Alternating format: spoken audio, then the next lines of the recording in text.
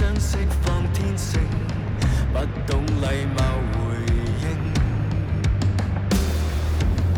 如馴服是過程，怎可刻意適應？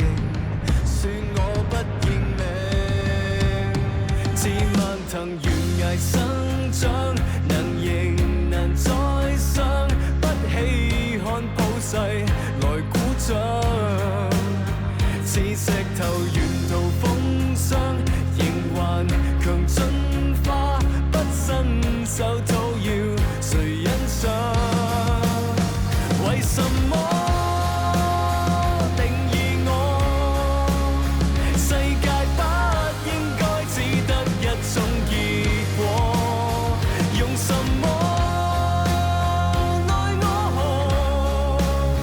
就算聽不到祝福，我亦如我，雖千百萬人一意逆行，只想保有年少時一點天真。歲月在路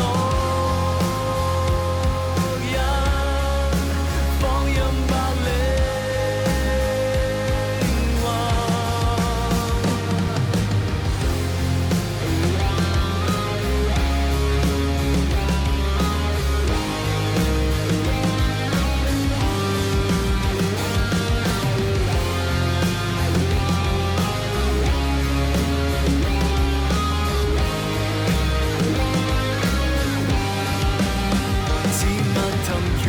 生長，能迎難再上，不稀罕普世來鼓掌。